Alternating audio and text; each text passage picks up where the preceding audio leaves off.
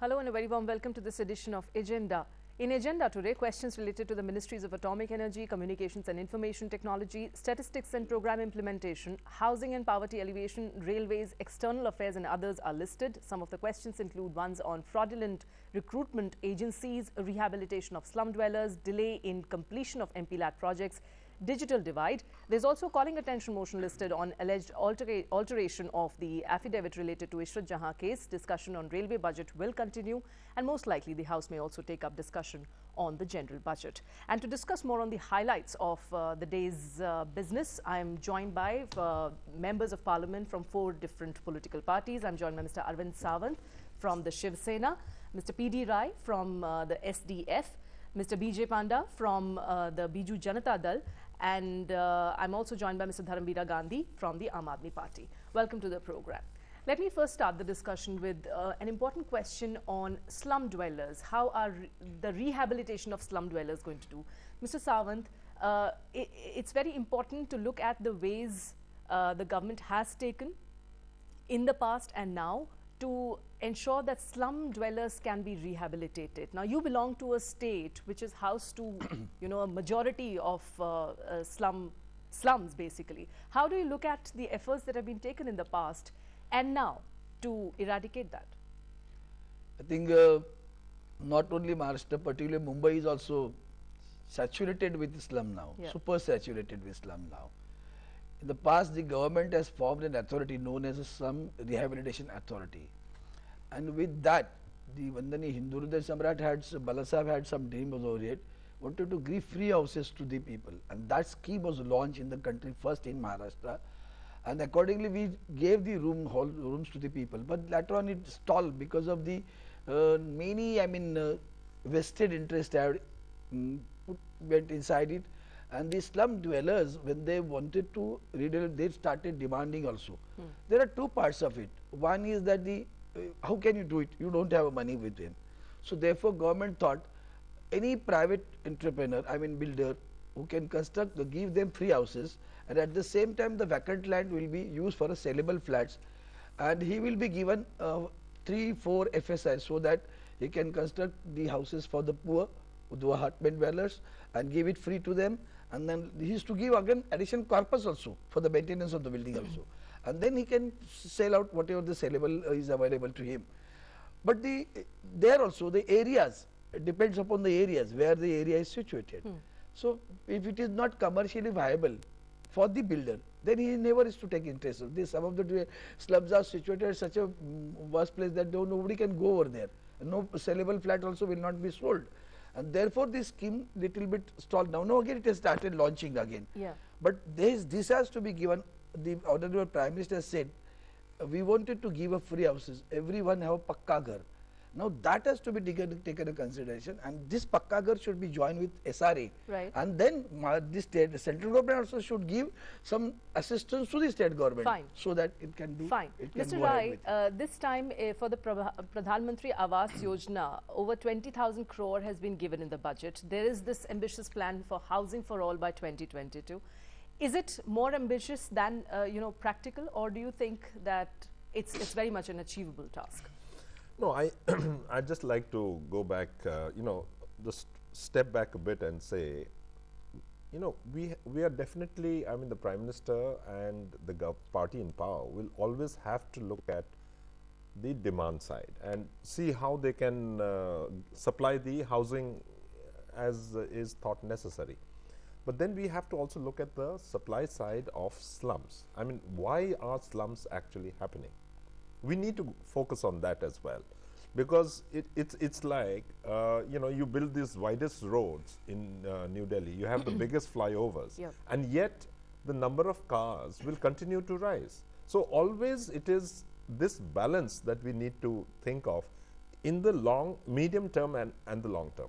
For the short term, obviously, the government it's a political economy question after all, and therefore the government has to come up with these kind of schemes. I think the amount is not near enough, but however, an effort has to be made in this direction, and state governments have to be taken into, they need to also get their act together as far as this is concerned. Yeah, but you see, there are different figures. In fact, if I quote one of them, according to the 2011 data, which was released by the Census Commission in 2013, there was 17% of urban India lives in slums, and that too, majority of that in some states, like Maharashtra for that matter, and also places like Delhi and in states like UP and others. Let me ask this to Mr. Panda here. Mr. Panda, there can't be a worse curse than this for a city, to have slums and to not be able to get rid of them. Now, in Maharashtra specifically, it's quite organized. There are communities which are prospering, and it seems to be a thing which is going to stay. This is what, if you talk to urban planners, particularly about Mumbai, this is the answer they generally give to you.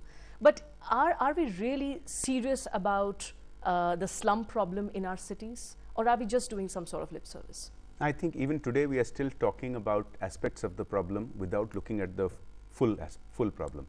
So let me give you 2 or 3 examples. These slums didn't develop just by themselves. People did not just move to the cities without any demand for their labor. There was a need for labor. Cities were growing very rapidly, and so when these people moved from villages to get jobs in cities, jobs were available either as domestics or as many other blue collar jobs. Now that aspect has been forgotten. The cities did not build the infrastructure, and we are now facing the problems. Now in the past we have had some so-called rehabilitation programs which are totally theoretical and would never have worked. For example, resettling slum dwellers in a far off place when there is no proper public transportation. So you are separating the job seekers from the job availability. That is never going to work. So some of the new efforts, such as what Mr. Sawant is talking about, have had mixed success, because it is possible that if there is no shortage of money. As he said, if you take a crowded slum and part of it is developed as low income housing for the slum dwellers, and the other part of it is developed as market housing which can be sold, it's a win-win situation, and it has happened with mixed results. I think it can happen better. Now government funds, the money that you talked about, that the house for everybody, it's not only for slums. There are millions of people in rural India who are still waiting for houses or are living in thatched houses which are susceptible to cyclones and floods. So that money can't only go to slums. So we have to find innovative ways of funding the rehab projects. Today we have 2 or 3 things, but one major thing is missing. What is missing is our cities and towns do not have the authority, the fiscal authority and the administrative authority. We are too over-centralized. The authority is at the state capital level. Whereas you look at any other country, you look at non-democratic countries like China, the mayors have enormous financial authority. Yes. You look at democratic countries like in Europe and America, the city councils and the mayors, they are the ones who decide taxation for the city and the infrastructure for the city, rehabilitation for the slum. That political change has to happen, otherwise an over-centralized administrative system cannot look after just slum rehabilitation. You know, for the smart city project of this government, they say that we are going to follow a bottoms-up approach, and there is also going to be a more a private way of functioning rather than the typical government sarkari tarika of functioning. Is that going to change the way things are? These are good intentions, yeah, but they are fundamentally, they have a defect which is not getting solved. It is a question of self-governance. Now city dwellers are electing the national government, they are electing the state government.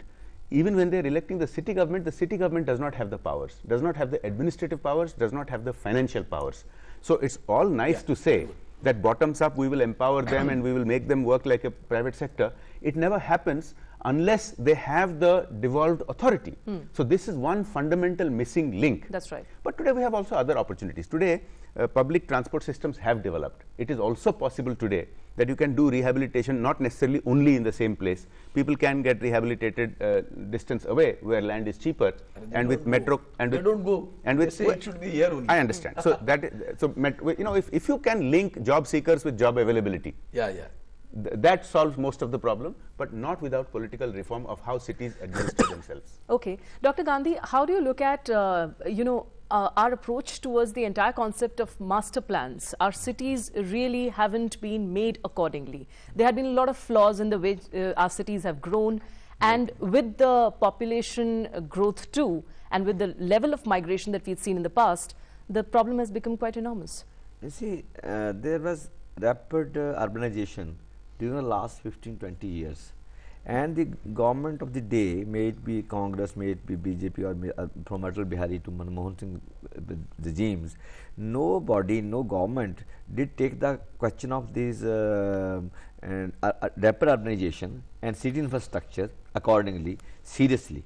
So there's been no dearth of schemes though. There are many schemes, but nobody took in totality in a holistic way. That why number one, the Pandey rightly said there is demand for labor of various types. So the cities had to meet that demand. And for example, Shanghai, I tell you.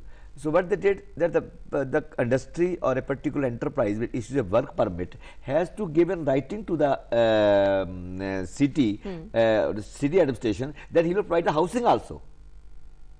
We did not have any such plan. Neither today we have any such plan.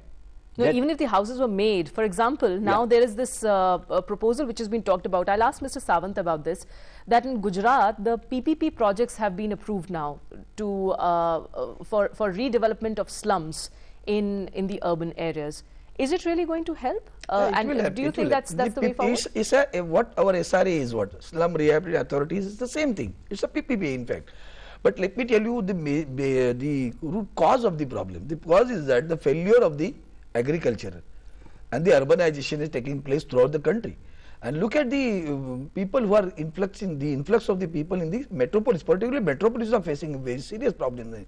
And the municipal corporations were there have to give water, sanitation, health, so many facilities are to be given. From where they'll give? While constructing the slum, they don't deal about it. And then later on they say, we don't have toilets, from where to construct? And then they say, no, don't construct in front of my house. Now that is again a serious problem. Look at the small towns also. The garbage is mounting. That's right. Do we have any provision for clearing it up? No. The people, the basic is the failure in the agriculture field and the unemployment has causing this. But Mr. Sawant, but somewhere we have to stop. The constitution Mr. doesn't allow Sawant, to how stop do you it. look at the role of the local bodies, which has been often talked about, and the support that they never get from the state governments too? How do you look at that? It do happen, but at the same time, what Mr. Panda has raised is absolutely right. The local bodies do not have authority also full. Make them accountable, give them authority, full authority. Suppose they demolish the structures, immediately, then our media will go over there. Arey, dekho, poors are running, crying. What is that? Unauthorized structures are there. They have been constructed on the footpath itself. What to do? But still, again, a humanity point of it comes out, and then again it becomes the issue politicized. Mr. Rai, I think part is that every issue is being politicized. That is the worst part of it. It is a political economy question. So therefore, we have to handle this very, very carefully. I think, so that's what I said. First we have to see where are the people who are coming or migrating and why are they migrating. That's right. Definitely, what Jay says is about where the jobs are, the labor is going to move. People from agriculture is in distress, they're going to move. And so therefore, this whole question of how are we going to stem this should also be addressed at the same time. There are statistics to show that not many people are now migrating to urban centers. It's just that the population that's there already, how are we going to rehabilitate them? I think the question is also around that. Mr. Panda, very quickly. That's a great misunderstanding. First, let us understand something. Okay. There are still about 50% of our population are involved in farming, and that is not sustainable. Of course, we need to improve farm efficiency, and of course that will make farming a little bit more viable, but in no country can get developed if 50% of the population are in farming. You've seen the history of all developed countries. They have gone from 80% to 50% to 20% to 10% and less than that. And the same thing will happen. So people wanting to be in urban clusters not going to go down, it's only going to go up. So that's one aspect. Second aspect is, earlier you had 4 metros, that's where they used to go. Today when you say migration is reducing, it's not reducing, it is going to other new urban centers which are developing. Yesterday something which used to be a large village of 10,000 population is today a small town of 80,000 population. That is where people are moving. Today you are getting slums in small Mofussil towns of 50, 100,000 population. So this is not a problem only of the metropolises, it is a problem of urbanization. Yeah, that's true. And we are going to have this problem on a much larger scale in the next 25 years compared to what we have seen in the last 25 years, unless we empower local governments unless they have the ability to have fiscal authority and administrative authority. We cannot deal with this. Fine. On that note, I'll take a very quick break in Agenda. Please stay tuned for more on the other side of this break. Welcome back. In Agenda now, we are talking about some important questions which are likely to be raised in the question hour. Another question is around the delay in completion of MP-LAD projects. Remember, MPs are allocated some amount of fund under the MP-LAD scheme primarily to take up the development projects in their respective constituencies. Lately, we have seen a lot of debate around that, where MPs have demanded more funds under the MP-LAD scheme. Let me start the discussion with you, Mr. Panda. There had been conflicting but, you know, I would still say that MPs together here had been demanding that funds under the MP-LAD should be expanded. There are a few examples which have come across. Maybe I can ask Mr. Sawant also about it, because there are some examples from Maharashtra where MPs have really been able to use that fund. But how do you look at the amount that is usually given to the MPs, and what is the MP's own point of view on the MP-LAD scheme? So, two or three things. First, you know, if you look at the whole issue, we are supposed to be legislators. We are not in the executive. So this really originally was not part of the scheme, but there was a gap because the executive, that is the state government, the central governments, were not able to meet all the demands of the population, and that's why this scheme was created. I think we have had mixed results. Some areas the MP-LADs have worked well, some have not worked well. My own experience has been that earlier a lot of MPs used to give a lot of small sanctions, and implementing a small project of 2 lakhs takes the same paperwork as implementing a big project of 1 crore. So one of the things we have done is, for example, I give mostly a certain minimum floor size and above, so mostly big projects, and I standardize it and give it across the constituency. For example, I built 28 mini stadia throughout the district, and to promote sports and sporting careers and things like that. So that works well. The shortcomings in the system are that MPs can only recommend. MPs have no role beyond recommending a particular project. It still has to go through the exact same machinery of the district administration, the same engineers, and they don't have enough resources to process it properly. So some of the suggestions we have made are that you must have some dedicated resources. For example, just the processing of the engineering drawings of the projects sometimes takes 8 months, 1 year, because they don't have enough capacity. So some dedicated resources needs to be made available if this scheme is to be efficient. In terms of amount, I know some MPs are demanding more. You know, it depends on how you look at it. But you think it is sufficient? About 25 crores in 5 years, right? This is how it is. 5 crores per year. But you know what happens is, you get a sum first, and depending on its utilization, then you get next tranche. And because of the inefficiencies I was talking about, we can recommend, but the actual implementation, there is quite a bit of lag. So unless that efficiency is improved, just increasing the amount will not have the full effect that is being thought about.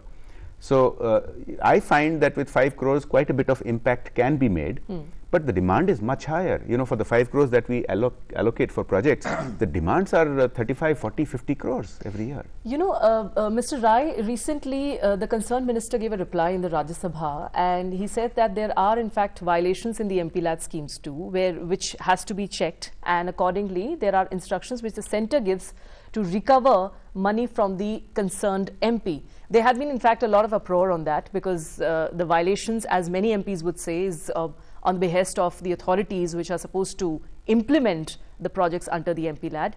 But overall, how do you look at the debate on the MP-LAD, the money that is given under the scheme? And do you think as an MP that more money should be given under the MP-LAD?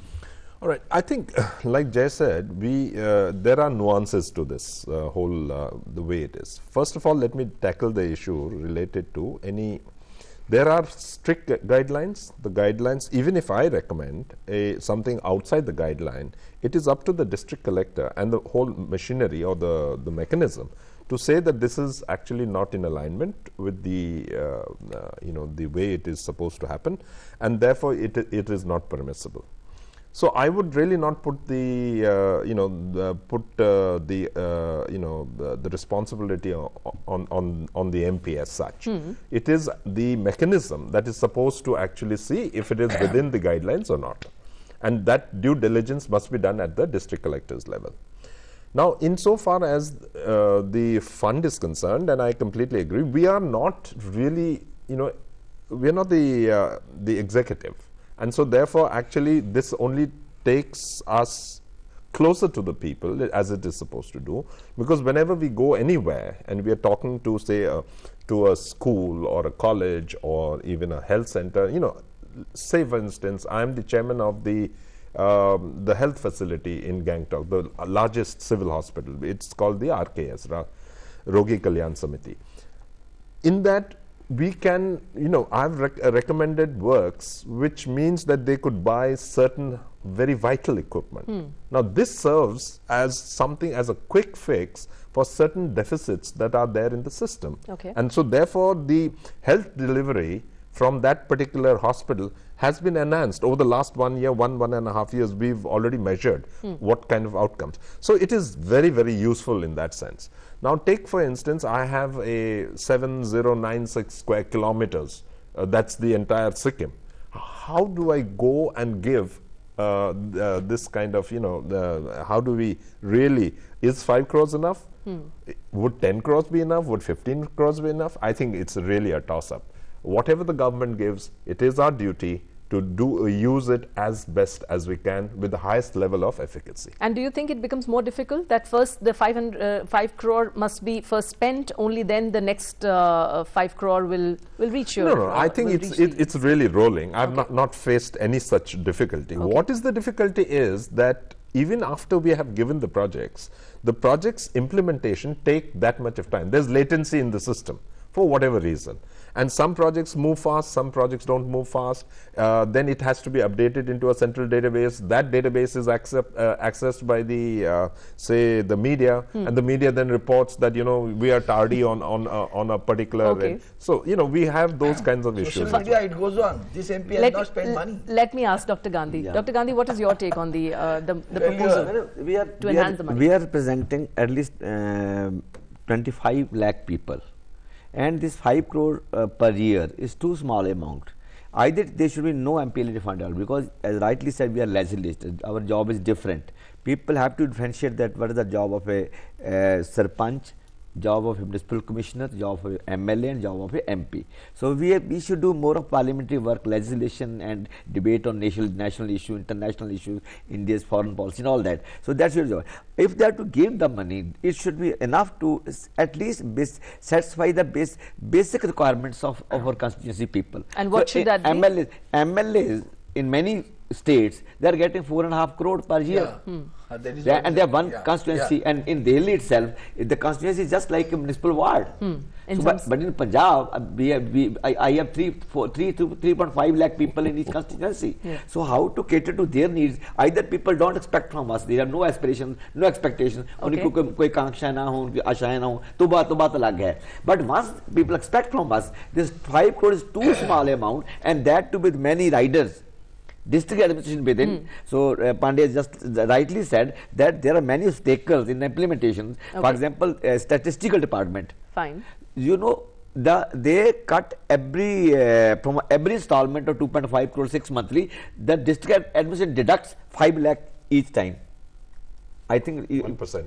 No, 1%. 2 point, more than that. It is 2%. It is 2%. 5 lakh they take out. State governments are cutting. To run our MPLA fund. Yeah. Okay, Mr. Sawant, Yeah. I wanted to ask this specifically to you because one of your MPs was in news who said that the money that is given under the MP-LAD is sufficient to implement the programs. In fact, there is a track record of his where he has claimed to have spent about 9.9 crore in a span of, in a span of 10 years, I guess? 2 years. In a span of 2 years, yes.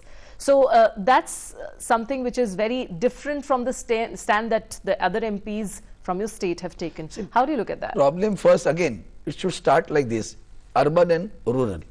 Now the MPs who got elected from the rural area are representing the villages, nearly about 1500 to 1700 villages are there. How much, out of these 5 crores, what he will do for that 1500 village?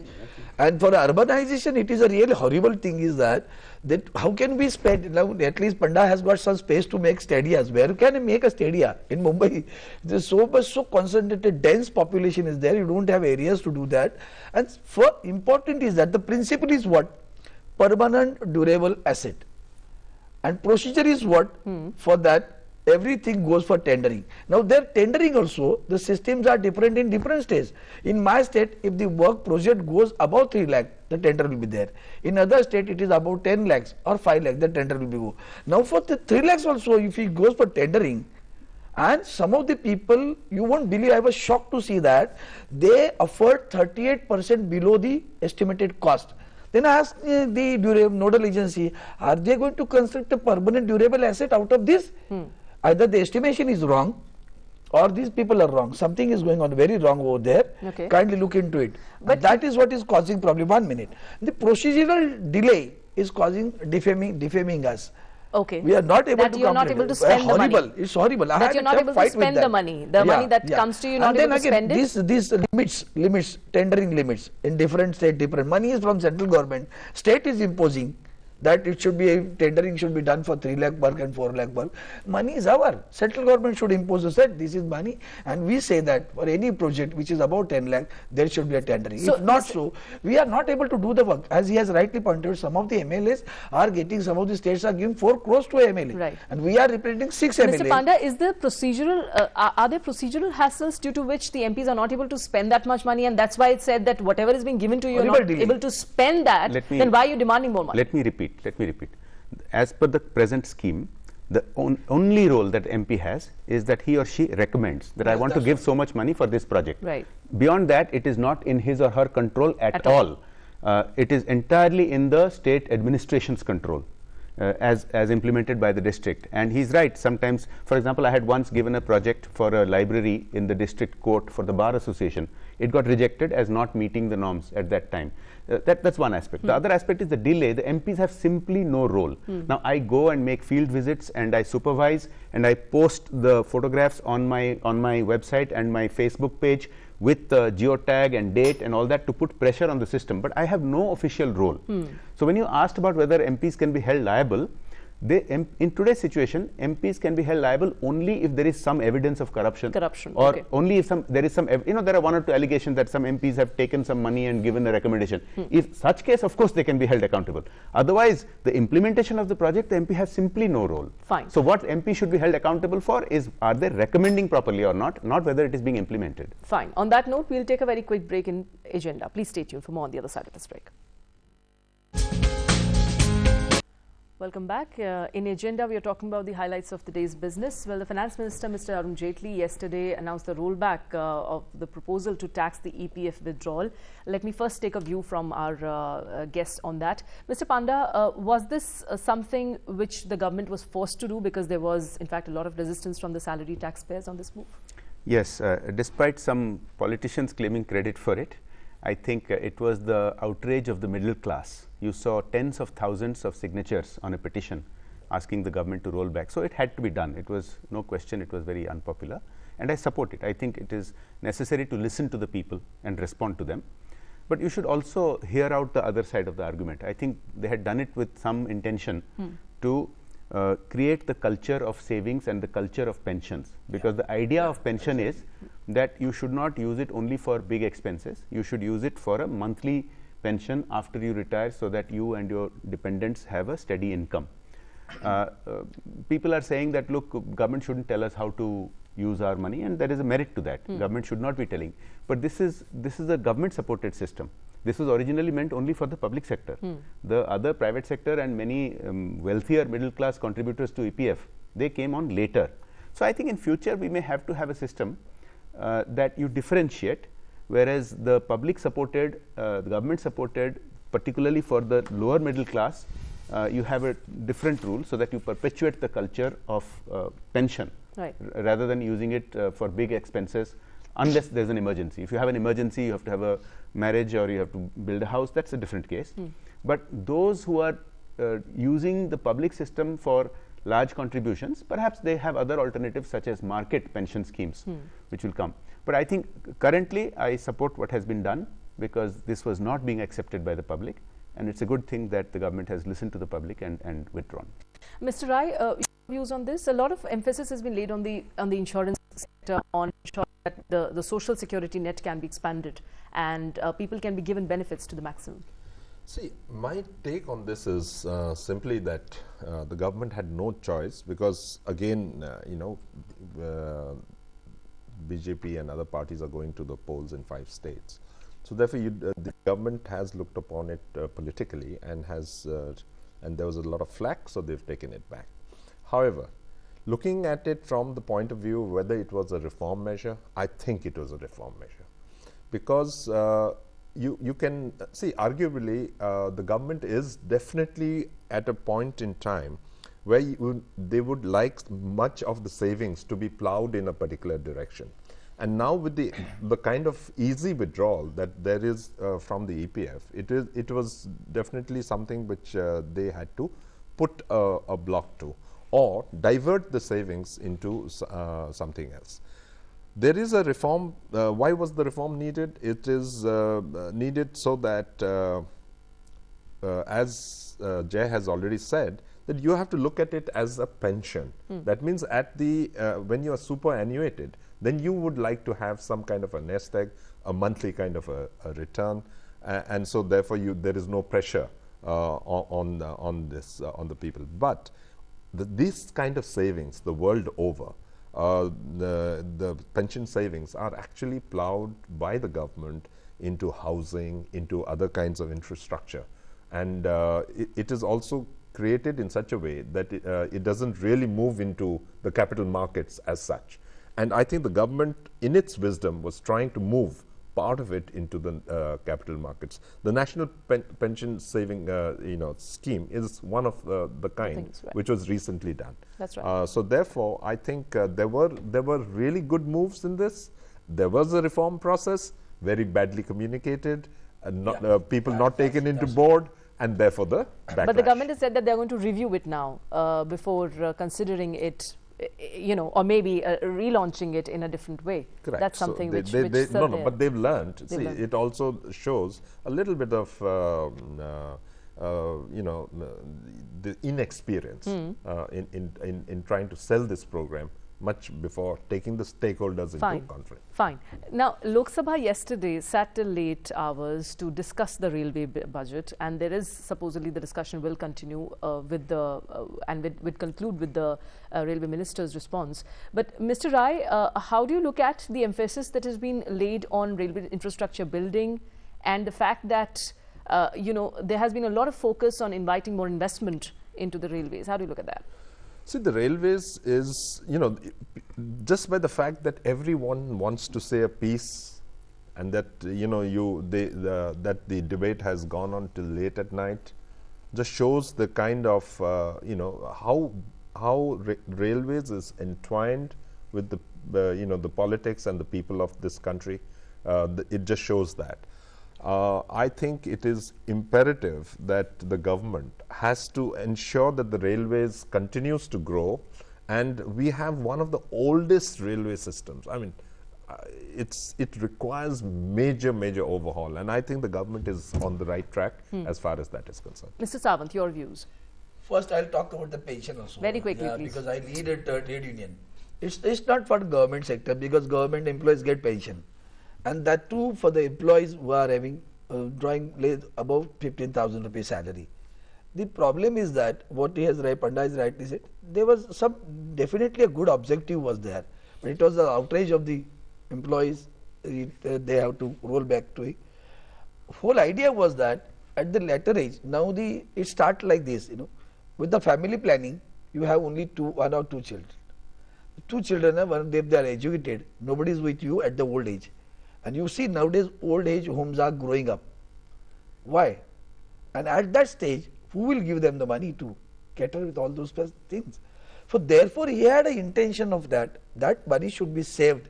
It's not to earn revenue out of it, but to ban it, to curb it, so that you should not withdraw all the money. He had this idea in his mind. Should not withdraw it, keep it. It will be for the longer life. It will help you. That was the whole idea, but it was not reached to the people in that particular aspect, and therefore it has to roll back. We welcome that also, because ultimately we have to listen to the public. Fine. What the people who are going to get out of it, benefit or the loser. Second part, railway, I welcome the budget, outstanding budget. Only thing my request is that they have done an elevated train for Mumbai. I welcome this, but additional one is required at the Chhatrapati Shivaji terminus to Kalyan, because Mumbai is having a serious problem of local travelers. 75 lakh passengers travel per day. That's right. In a local train. Yeah. Distance trains, okay, there's so many facilities. You can't imagine when he said about the Janani Yojana, he said about the Braille, he said about the defecation of the clean toilets, biotech toilets. All those things are micro level thinking. And even the railway officers never ever thought at it. But as they rightly said, it's the oldest infrastructure is there. It needs a overhauling, and but it is going that direction. We must welcome that idea. Okay, fine. Dr. Gandhi, there had been a lot of emphasis on, broadening the railway infrastructure and also ensuring better connectivity. Has this year's budget really achieved part of it? Definitely. This is a budget, futuristic budget more, and it is a dream budget. And the Indian Railways, one of the oldest in the world, really needs lot of revamping, and huge funds are required for that. And this extra budgetary EBS, extra budgetary resources, EBR, is one way they have found to augment railway projects. And I think our PSUs, for example, ONGC, Indian Oil, IOC, then many other, they have lot of funds available with them. There are heaps of money lying with them. Right. I think they should also be brought into the net to fund railway, because railways is the vital link for communication in India, the cheapest, relatively safer, much better than the road links. Okay, I'll take concluding remarks from you, Mr. Panda. Attracting investment to the railways is the most is the toughest task for the government. Do you think there are better ways to ensure that there can be more investment? Let me put this in context. Let's be very clear that over the decades, particularly recent couple of decades, railways had got extremely politicized. And as a result, you can see the result that those states which have had railway ministers have got much higher rail density than other parts of the country. Even their just immediate neighboring parts will have much lower. And you saw that the railways had become also populist in two ways. Lot of announcements of new trains, implementation quite shabby. That's right. And also passenger fare subsidized by freight, which is all right, but to an extent that freight became so high that railways weren't working. So I think what the current railway minister is doing is depoliticizing the system and taking a professional management approach. I don't think getting investment to any sector is difficult if you depoliticize it and make it a win-win scenario. I think the approach of attracting PPP investments, the approach of freeing up the land of the railways, all will work. I'm very positive. Fine. So on that positive note, we'll wrap this discussion. Thank you very much, gentlemen, for joining me here. That's all we have for you in this edition of Agenda. Thanks for watching. Goodbye.